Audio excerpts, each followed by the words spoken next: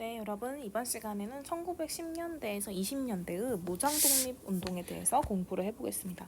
자, 먼저 무장독립이라는 것은요, 칼과 총을 들고 직접적인 무력을 이용을 해서 일제를 몰아내겠다라는 독립운동 중에 하나입니다. 자, 특히 이 무장독립운동은 아주 직접적으로 일제에 저항을 하는 대표적인 우리의 독립운동으로 볼 수가 있어요. 자, 이러한 무장독립운동이 어떻게 나오게 되었는지 살펴보도록 하겠습니다. 자, 먼저 1910년대 국외의 민족운동에 대해서 살펴볼 건데요. 1910년대는 일제를 몰아내기 위한 독립전쟁론이 있었는데 그 중에서도 국내는 당시에 무단 통치 시기였기 때문에 일제의 감시가 너무 심해서 비밀 형태로 움직였고, 나라 바깥에서는 독립운동의 기지를 구축을 하는, 그러니까 베이스 캠프를 구축을 하는 작업을 했습니다. 자, 그리고 점점 이제 국가가 이제 조선이 무너지게 되면서 이제 왕의 나라가 아니라 국민을 위한 나라를 만들어야 된다라는 민주공화국 수립이 주장이 확산이 되기 시작해요. 근데 가장 먼저 만들어졌던 독립의금부 같은 경우에는 아직까지 고종과 좀 영향력이 있었기 때문에 임병찬이라는 의병장이 중심이 되어서 대한제국의 체제를 회복하자, 즉 어떤 국권을 회복을 해서 다시 조선을 만들자. 그래서 전제군주제를 표방했다고 볼 수 있어요. 그래서 국권을 반환해달라는 요구서 같은 것도 발송을 하려고 했었죠. 그렇지만 곧 이러한 흐름이 바뀌게 되는데요. 바로 대한광복회의 사례를 보면 알 수 있어요. 아주 중요한데, 이 대한광복회는 의병계열과 애국계몽운동 계열이 통합이 되었던 단체였고요. 박상진이라는 분께서 주도를 해서 만들었습니다. 자, 근데 독립의금부랑 조금 달라진 점이 민주공화국을 수립하려고 했다는 것이죠. 더불어서 일제랑 맞서서 우리의 국권을 찾기 위해서는 군대가 필요하다고 봐서 군대를 이제 만들려고 했었어요. 그래서 독립군을 만들려고 했는데, 문제는 이렇게 하려면 돈이 많이 들잖아요. 그래서 군자금 마련 활동을 했습니다. 근데 이러다가 일제에 발각이 되어서 결국 해체가 되면서 사라지게 돼요. 그렇지만 이러한 결사 형태가 계속 남아져서 군대를 만들려는 노력이 있었습니다. 자, 그리고 나라 바깥은 아무래도 조금 자유스럽잖아요. 일본이 감시를 안 하니까. 그래서 특히 간도 지역에 우리 독립운동가들이 많이 이주를 해서 독립 기지를 만들려고 했습니다. 이 기지라는 것은 어떤 어떻게 말하면 군대에서는 싸우는 전쟁을 준비하는 터를 말할 수가 있고요. 각 지역이 어떻게 만들어졌냐 한번 살펴보겠습니다. 자, 일단 북간도 지역은 가장 위쪽 지방이죠. 선생님이 지도를 살짝 그려보면 이쪽이 이제 북간도 지역입니다. 학교는 서전, 서숙, 명동학교, 자치단체로 간민회 같은 게 있었고, 조금 특이한 점이 무장단체를 결성해서 북로군정서가 결성이 됩니다. 이러한 단체들이 만들어졌기 때문에 이후에 1920년대에 무장투쟁이 본격화가 될 수 있었어요. 자, 그리고 남만주 지역은요, 여러분 빨간색으로 표시를 해볼게요. 이쪽 지역입니다. 이쪽 지역은 한국에서도 당시에 부자였던 이회영 가문이 이주를 해서 독립운동 기지를 만들어요. 그래서 여기에 신한민촌이라는 걸 건설을 해서 운영을 하고요. 자치단체로는 경학사, 부민단, 환족회 계속 이름을 바꾸고요. 학교도 만드는데요. 신흥강습소가 신흥무관학교가 됩니다. 즉 독립군 그런 장교들을 양성을 해서 본격적으로 무장 독립을 추진을 하려고 했었습니다. 그래서 서로 군정서와 같은 단체도 만들어지게 된 것이지요. 자, 그리고 연해주 한번 살펴볼게요. 연해주는 파란색으로 해볼게요. 자, 여기는 옛날에는 청나라 땅이었는데 이제 러시아한테 넘어가면서 블라디보스토크라는 곳으로 바뀌게 돼요. 여기에도 많은 독립운동가들이 살고 있었는데 자치단체로는 권업회, 학교는 한민학교 같은 게 있었네요. 또한 효과적인 독립전쟁 수행을 위해서 대한광복군 정부를 조직을 했어요. 이건 어떻게 보면은 한국인이 가장 먼저 정부라는 것을 만들어서 시스템화 해야겠다라는 생각을 하게 됩니다. 이런 것들이 영향을 주어서 우리가 새로운 국가를 만들게 되었고 그것이 임시정부라는 것으로 나타난 것이고요. 이러한 움직임들이 있었기 때문에 우리가 다시 왕을 찾는 게 아니라 국민의 나라인 민주공화정 체제를 만들게 되었다는 것이죠. 자, 그리고 중국 한번 살펴보겠습니다. 중국은 뭐 당연히 아시죠? 상하이에서는 동제사, 신한청년단 같은 걸 조직하는데 특히 이 신한청년단을 만든 사람이 누구냐? 여운형이라는 사람입니다. 이 여운형은요 3.1운동 같은 만세운동을 주도하면서 또 대한민국 임시정부 수립의 기반을 조성한 인물이기도 합니다. 자, 그리고 저기 나라 바깥에 미국 쪽 있죠? 대한인 국민회를 조직합니다. 역시 당연히 미국한테 영향을 받았기 때문에 민주공화국 수립을 일찌감치 주장을 하고요. 미국에 살고 있었던 한국인들의 권익을 보호하려고 노력합니다. 특히 이곳에는 안창호 선생님이 활동을 활발하게 하고 있었어요. 그리고 대조선 국민공단이라는 걸 박용만 선생님께서 만드시고 멕시코에는 숙모학교 같은 걸 만들면서 나라 바깥으로 돈을 벌려고 나간 이주민들도 독립운동을 열심히 했다라는 걸 알 수가 있죠. 자, 그러다가 1919년 3월 1일 날 3.1운동이 빵 터집니다. 많은 사람들이 독립운동에 참여를 하면서 한국인들이 일제로부터 벗어나려고 했었죠. 그러한 씨앗들이 뿌려져서 1920년대에는 활발하게 독립전쟁을 펼치게 되었는데요. 이 3.1운동의 영감을 받아서 많은 독립운동가들이 실제로 우리가 이렇게 의지가 있는데 일제로부터 싸우면은 진짜 독립을 할 수 있지 않을까? 라는 생각으로 만주 그리고 연해주 일대에서 독립운동 기지들 아까 많이 만들었죠. 10년대에 그러한 기지들이 중심이 되어서 일본을 공격합니다. 그래서 첫 번째로 이루어졌던 전투가 봉오동 지역에 있었던 봉오동 전투예요. 홍범도의 대한독립군, 안무의 국민회군, 최진동의 군무도독부군 등이 연합부대를 결성합니다. 독립군 연합부대를 결성해서 일본군을 봉오동이라는 그 산골짜기로 유인을 해서 크게 격파했던 사건이 봉오동 전투예요. 사실 일제는 한국인들한테 티끌만큼이라도 진다는 생각을 해본 적이 없거든요. 근데 이때 처음 졌기 때문에 그 충격이 진짜 말도 못했어요. 그래서 이 봉오동 전투 이후에 무조건 얘네들을 죽여야겠다. 그래서 일을 갑니다. 일제가. 그래서 당시에 홍범도가 이끄는 독립군 연합부대 여기 있죠. 와 김자진의 북로 군정사건까지 연합을 해서 이 청산리에서 맞붙게 됩니다. 그게 바로 청산리 대첩이에요.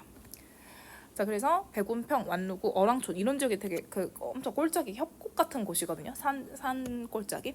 그런 데서 일본군을 대격파를 하게 되는데 그렇게 할 수 있었던 게 적은 숫자로도 유인 작전이라든지 그다음에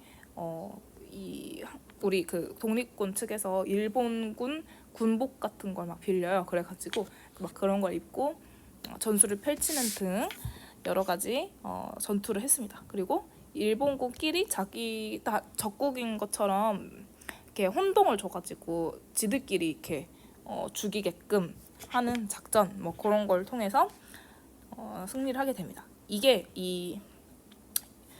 우리가 일본군하고 싸운 역사상 가장 크게 이겼던 걸로 나오게 됩니다. 자, 이렇게 목숨을 걸고 독립군이 2번의 전쟁에서 승리를 거두죠.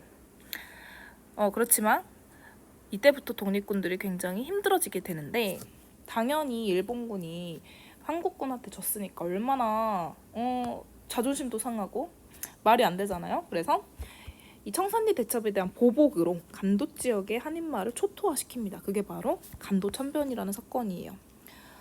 뭐 독립군을 도와줬든 안 도와줬든 한국인이라면은 뭐 무차별적으로 살해를 하고 어린아이, 뭐 노인 할 것 없이 다 죽였던 사건이 바로 이 간도 참변입니다.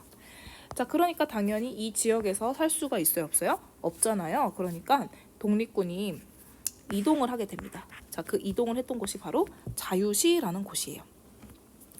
자, 청산리 대첩 이후에 독립군 주력 부대가 밀산부라는 곳으로 집결을 했고, 거기에서 대한 독립군단이라는 걸 조직해서 시베리아로 이동을 합니다. 자, 근데 문제는 이 과정에서 자, 자유시로 들어왔잖아요. 자, 자유시라는 러시아 땅으로 들어왔습니다. 근데 이게 이 과정에서 러시아는 우리 땅이 아니잖아요. 그러니까 러시아가 하라는 대로 할 수밖에 없는데, 러시아에서는 독립군 보고 야, 무장 해제해. 니네 이제부터 러시아 땅으로 들어왔으니까 니네 마음대로 할 수가 없어. 이렇게 한 거예요. 근데 독립군은 러시아가 우리를 도와준다고 생각을 했는데 그게 아니었던 거죠.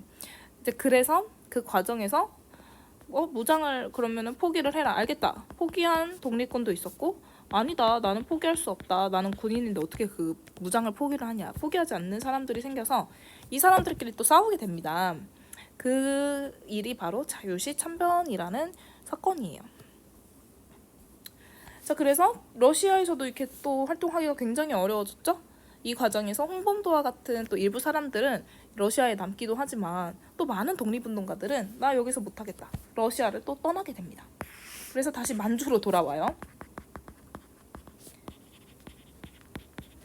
자, 그렇지만 여기서도 통합운동을 계속 노력을 합니다. 자, 그래서 효과적인 독립전쟁을 하기 위해서는 우리가 다시 뭉쳐야 된다. 자, 그래서 뿔뿔이 흩어졌던 독립군들이 세 개의 독립군 정부로 뭉쳐지게 돼요. 그게 바로 참의부, 정의부, 신민부 세 개입니다. 이 독립군 정부는 마치 우리의 그 현재 정부처럼 여러 가지 행정일도 하고 뭔가 위협이 있을 때는 사람들을 지켜주기도 하고 그다음에 경제 활동도 도와주는 그러한 자치적인 정부를 만들게 돼요. 자, 그래서 이 3부가 또 하나로 모이려고 노력을 하는데, 문제는 이 당시에 일제가 독립운동을 막기 위해서 중국하고 미스야 협정이라는 걸 체결을 해요. 이게 뭐냐면 만약에 중국 정부에서 만주에서 활동하는 독립군 한 명을 살해를 해서 온다면 거기에 맞게끔 돈을 주겠다. 그런 거거든요. 그러면 이제 중국 입장에서는 한국인들의 머리가 다 돈으로 보이는 거고, 그렇게 이제 많은 독립군을 또 죽이게 됩니다.